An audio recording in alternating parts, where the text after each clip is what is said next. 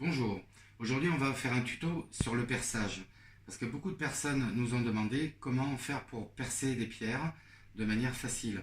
Donc on était à Sainte-Marie-aux-Mines, donc cette année on a fait beaucoup de démonstrations et les gens étaient très intéressés. Et là aujourd'hui on va parler en détail de la technique pour percer. Donc déjà on va faire un petit retour en arrière au niveau de la turbine pour ceux qui ne connaissent pas. Donc cette turbine qu'on a mis au point, c'est une tête qui est composée d'une hélice derrière, de roulements à billes et d'un mandrin qui se démonte avec les deux clés et qui accepte des queues de 2,35, ce qui est le standard un peu partout.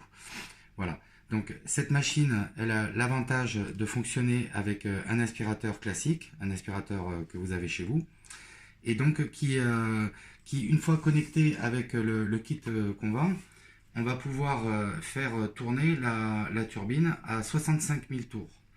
Alors, le gros avantage de ça, c'est que à 65 000 tours, vous n'êtes pas obligé de forcer quand vous faites un perçage.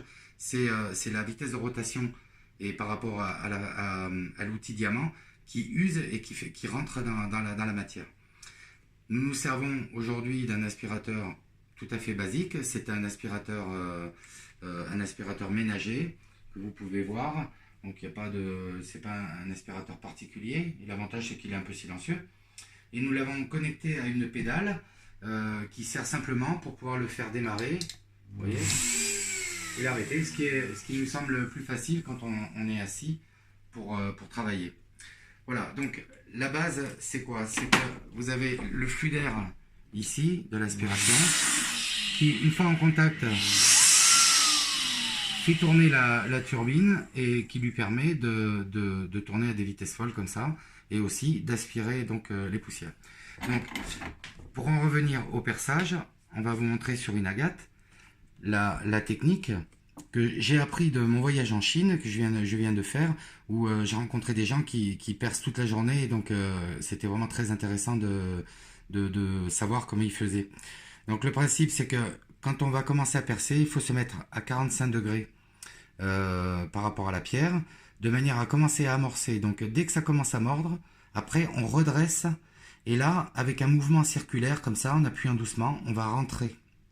Donc il ne faut pas faire un gros mouvement, mais bon, le petit mouvement, il doit y être.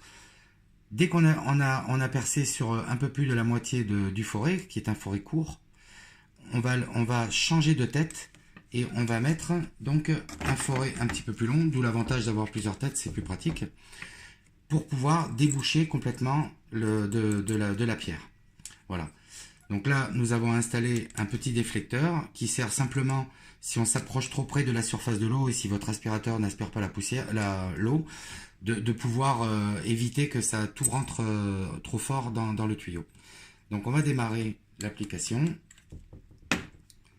On va voir. Je vais remettre un petit peu d'eau parce que là je suis un peu bas.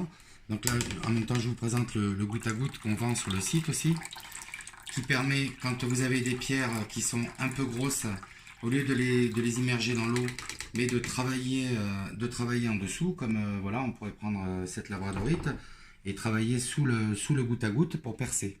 Donc ça c'est très pratique. On reviendra plus tard dessus. Donc voilà. Donc là maintenant, on perce à 45, on redresse et mouvement circulaire, on appuie. Donc on va démarrer.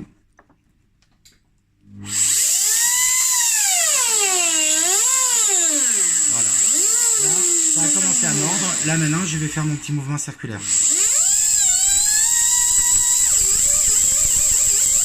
Voilà. L'avant-trou est fait. On va prendre donc la tête un petit peu plus grande. Le forêt un peu plus grand. Je me remets dans le trou que j'avais commencé à faire. Toujours à 45. Je démarre. Voilà. Je redresse. Et là, petit mouvement circulaire jusqu'à sortir.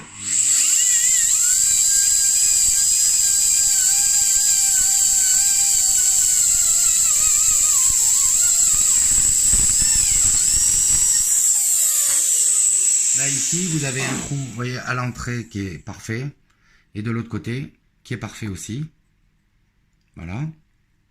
Alors, une fois qu'on a fait, ce trou, si vous voulez l'agrandir, ce qui est très très facile, vous allez prendre une tête, ronde, c'est-à-dire une boule au diamant, dont la tête va être légèrement supérieure évidemment à l'axe pour que ça ne bloque pas.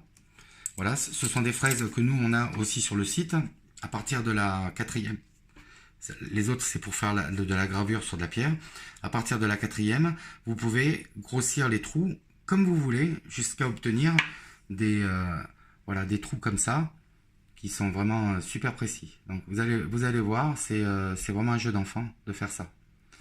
Donc là, je me remets pareil sur le trou que j'ai fait. Pareil encore à 45 degrés. Je me positionne, je démarre. Et là, c'est une mouvement circulaire. Voilà. Là, vous avez un trou parfait qui permet donc de pouvoir passer un câble, ce que vous voulez. Voilà. Voilà le principe. L'avantage de cette machine, c'est que vous pouvez travailler vraiment à la surface de l'eau sans risque. Ça, on connaît peu de machines capables de faire ça, enfin, pour dire pas du tout. Et donc, c'est un très très gros atout parce que vous n'avez pas de peur de vous électrocuter, quoi, ni plus ni moins. Voilà. Donc cette machine, elle est vendue en kit. On reviendra dessus un peu plus tard, mais cette machine est vendue en kit avec une ou plusieurs têtes. Voilà. Donc voilà pour le perçage aujourd'hui. On va essayer de faire d'autres tutos. Parce que avec cette machine, vous pouvez attaquer aussi évidemment le verre, faire de la gravure sur verre. Vous pouvez attaquer le bois, elle est très puissante. Avec évidemment d'autres fraises. Le bois, le plastique, n'importe quelle matière, elle marche très très bien. Et toujours en aspirant la poussière. Voilà, les têtes sont très faciles à changer, donc ça c'est vraiment super. Et ensuite, ce que je vous conseille d'acheter dans tout bon magasin de centre auto, vous avez ce petit jerrycan qui lui est prévu normalement pour récupérer l'huile de vidange.